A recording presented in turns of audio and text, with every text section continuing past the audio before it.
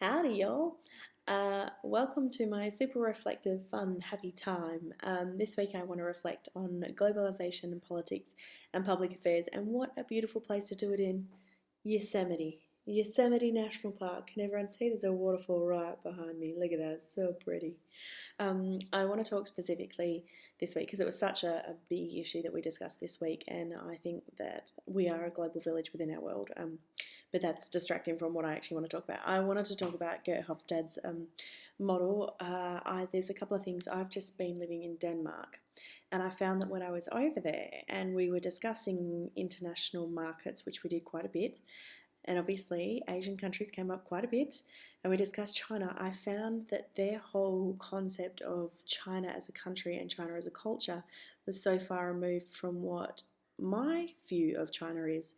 So what I did was I went onto the website for Gert Hofstade and I typed in Denmark and compared it to China because I just wanted to see what the differences were in their culture, and I found it was really, really interesting. It was almost like looking at two completely opposing views because essentially, and let me read from my results here, they were almost opposite in every respect culturally.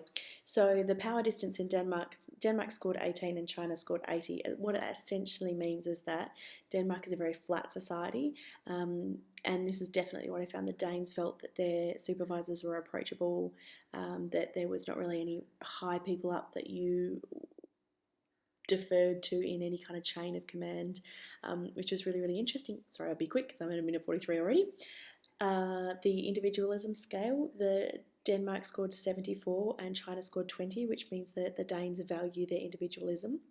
The masculinity score, Denmark only scored 16 and China scored 66, which essentially means that it's an important, the Danes find that their work-life balance is considered really, really important to them, and they like to include everyone in discussion, and it's important, and decision is only reached once consensus has been made within a group, whereas China believe in a very much more authoritarian view where the person at the top makes a decision and that filters down to all of the employees. Whoops. I don't know if you can see my blinds. I'm not such a good background after all. Very quickly, pragmatism. Denmark scored 35 and China scored 87, which means that they have a strong concern with establishing the truth, which is very true. The Nordic people are incredibly straight shooting and see things in a very black and white manner, and I believe are very open and transparent and not frightened of confrontation, but it's not confrontation like the Australian culture where it's quite aggressive. It's confrontation in terms of they're not frightened to question why, and people are not frightened to answer truthfully, which I found really, really refreshing, but can be a bit off-putting for other cultures, and I understand that. The indulgent scale, Denmark scored 70 and China scored 24, which means that they're a very indulgent culture. This is the point that I really wanted to get to, and I had to go through all that first. The uncertainty avoidance for both of these countries sit almost identical. Denmark is 23, China is 30, which means that both the Danes and the Chinese population do not need a lot of structure and predictability within their work life.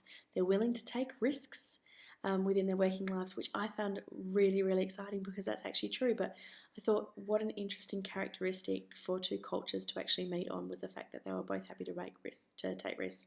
Anyway, I've got to cut it short because it's 3 minutes 45 and you're probably already bored. And Yosemite's really pretty. I'll send you a postcard. See you later next time.